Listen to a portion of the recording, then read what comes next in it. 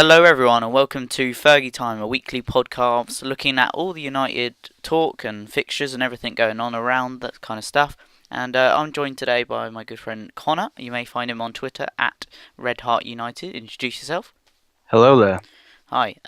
Basically, we are going to look at what's happened during the week of United's games in the Champions League or the Premier League or any of the competitions, and also going to look at the Premier League in general. So our first topic today is about the highly anticipated Liverpool United game, very controversial. So do you want to kick us off, Connor?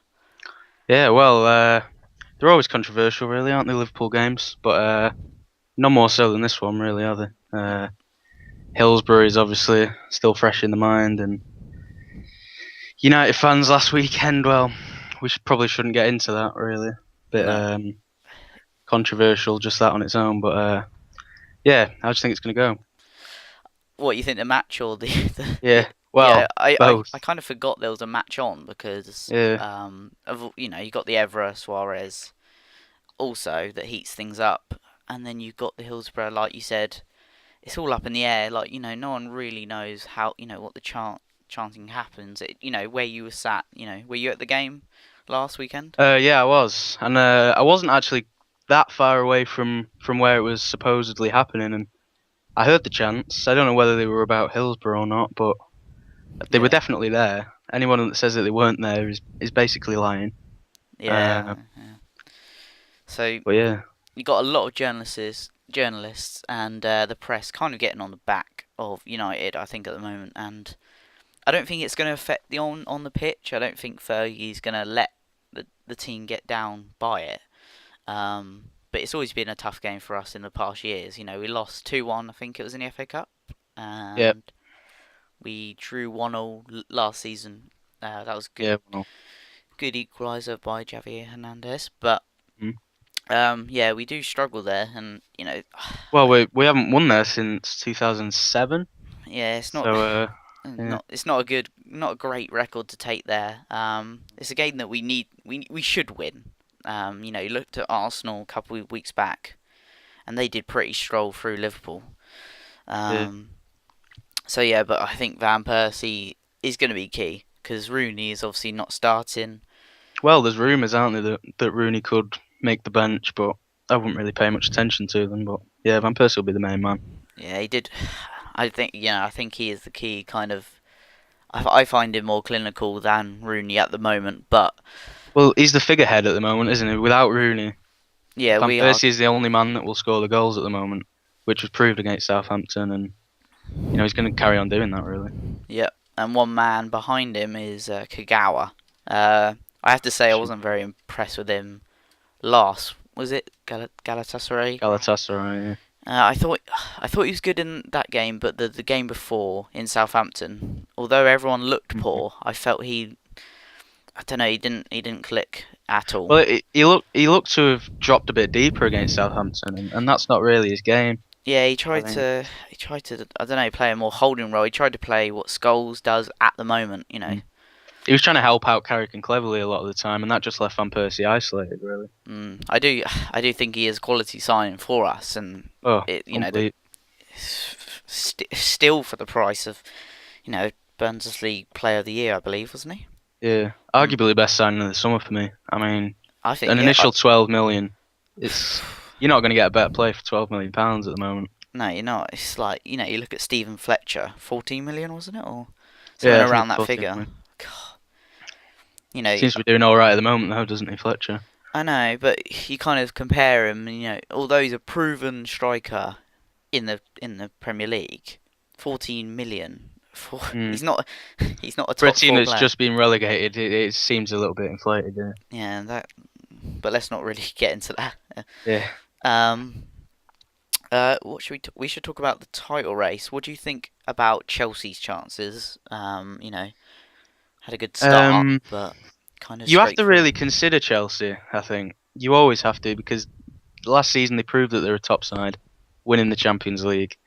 However they won it, they won it. Winning the FA Cup as well. You have to consider them. The players you've got: Eden Hazard, Fernando Torres. These are world class players. So they're going to be up there. Whether they'll win the title, I don't think they will, but they'll be close to it. Yeah, because they scraped a 1-0 against Stoke today.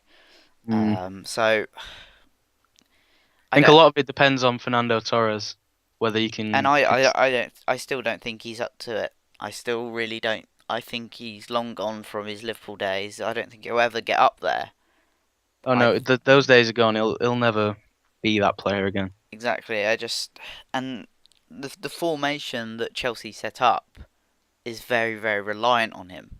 You Mm. take him out of the equation, and although he doesn't provide the goals, he is pretty influential in the team. Well, He it's a works lot well. like how we've been playing Van Persie Yeah, on his own up front. yeah. If They you have take him out, Hazard just behind him or on the left, like we have Kagawa.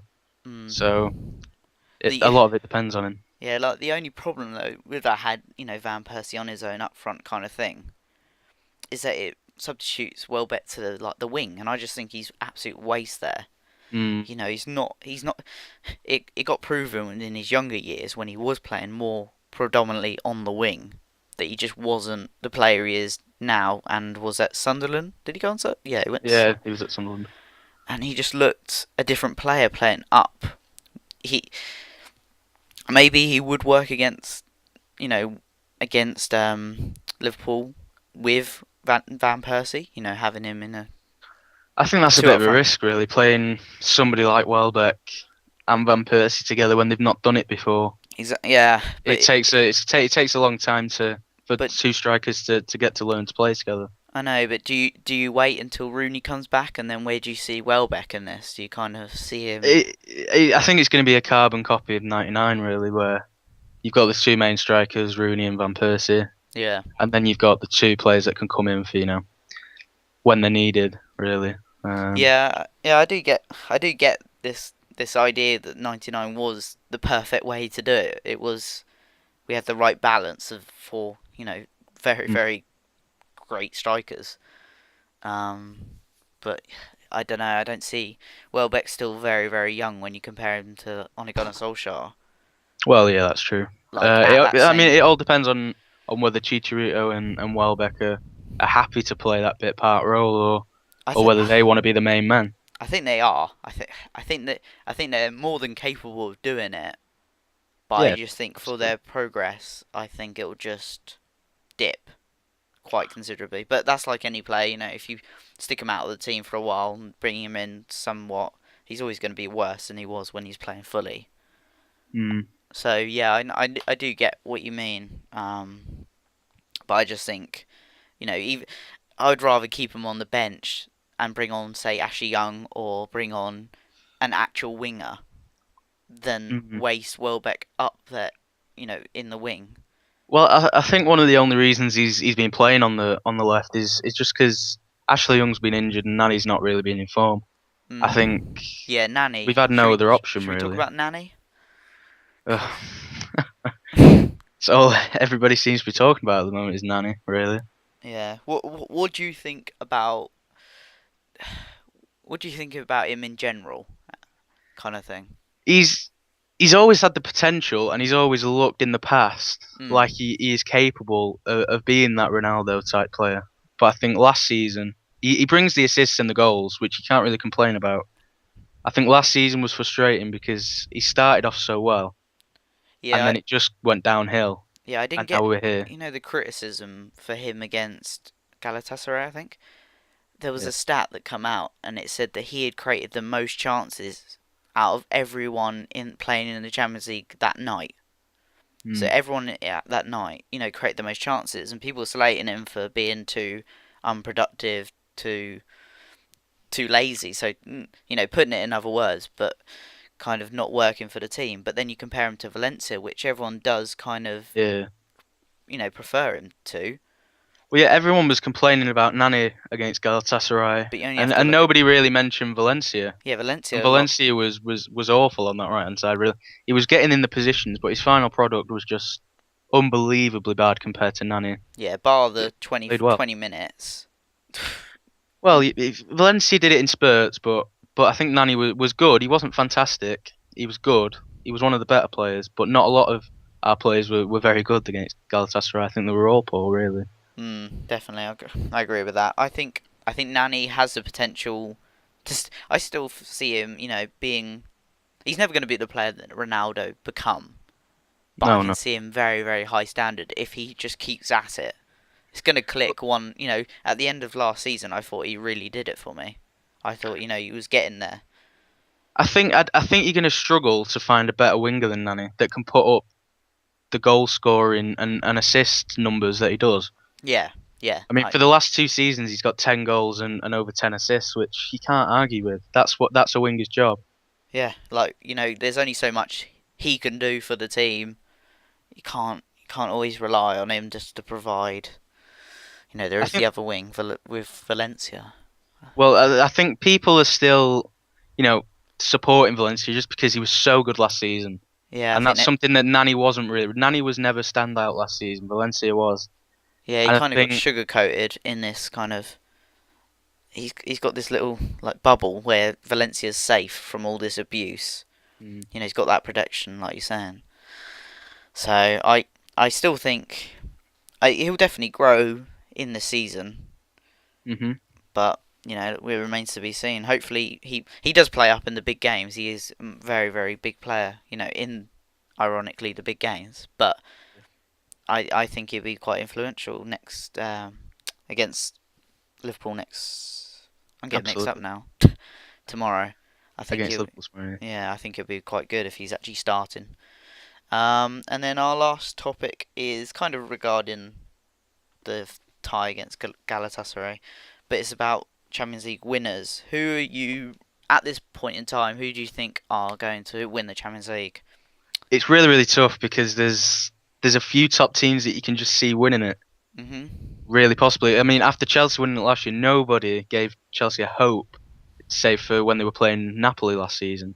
Everyone Yeah. was writing them off, and then they went and won it. So I think Real Madrid and Barcelona are obviously going to be up there. Um, and then I think City and United have a chance. I think it's between them four, really. United, City, Real Madrid, and Barcelona. Yeah, I agree with you on the Real Madrid and United. Picking United is a bit biased on my part, but I see. I think people have kind of worked out the method that Chelsea have won it last season. Mm. I think it was very, very effective. Piling up and hitting you. It wasn't really a counter attack. They didn't have a flowing counter attack. Well, they had one player in the opposition half the whole game, didn't they, Drogba? Yeah, It was. they just timed their pressure correctly. They knew Yeah. when to do it. But I see teams, knowing exactly how to counter that. And you saw against, I think it was in the UEFA. Cup, the Super Cup, yeah. Yeah, exactly. That game, you got showed up. Basically, got showed Yeah. up. And they're the Europa League winners. So it remains to be seen. I think Real Madrid are definitely going to be up there. Although they're having a bad kind of section in the league, La Liga. Mm. I think they'll definitely be one of the teams to. I think the win over City in midweek will really give them a bit of confidence. I think Ronaldo will start to come back to the player that he was last season, really. Yeah, Um, he didn't even. I found a really good stat about him. He didn't miss one pass the whole yeah, match. he got 100% pass completion, which is really really good for a player that doesn't really concentrate on that. He's more about going down the wing, take players on. Yeah, exactly. And you have to think they're the league winners. The English Premier League winners, and he managed to do that. So against Well, Ajax and he Dortmund, they're gonna have. dominated Maicon for 90 minutes, and Maicon he may not be the Yeah, world he's not. class He's not. right back that he used to be, but he's still a very solid right back. Oh yeah, And Ronaldo just tore him to shreds every single time he took him on. yeah. But you talk about Maicon, but I thought Zabaleta had a bit of a shocker when he come Well, on. I thought, what is he doing? I think Uh, City defensively had a shocker that night all around. I mean, Company ducking out of the way of the Ronaldo goal. do you feel that it will affect them this week? Um, Kind of, if they were going to the Emirates, then yeah, but you can't see City losing at home because at home last season they were unbelievable, and it's the Yeah, same this season. yeah, You just have to say City are going to win. yeah. The only thing that puts me off kind of being a convincing win is the fact that City have never really experienced losing that like at the last minute in a Champions League game. It's Mm, kind of like a new. None of those players have really ever kind of been in that position. You know, perhaps Yaya Toure and who else? Carlos mm. Tevez is, but you, I don't know. It'll be a tough game for them. Arsenal definitely coming into it. Oh, Um, surprisingly, Arsenal are looking stronger than they did last season, even though they've lost Van Persie. I think yeah, Podolski and Cazorla have just been incredible signings, and I think they're not going to challenge for the league, but they'll get in the Champions League spots pretty comfortably. I So, have to admit I didn't really rate Podolski when he joined. I thought he was kind of a on and off player, but you got to remember this. You know, we're talking about this, but it's only 4 games in or 5 games in. All mm, you know, there's loads that can happen. So I think I think we'll call it up now. If you enjoyed this kind of little mini podcast with Connor, be sure to leave a like on the video. If you enjoyed this content and you're ready for the next week's one, hit subscribe at the top. And do you want to say goodbye to everyone? goodbye. Goodbye, everyone.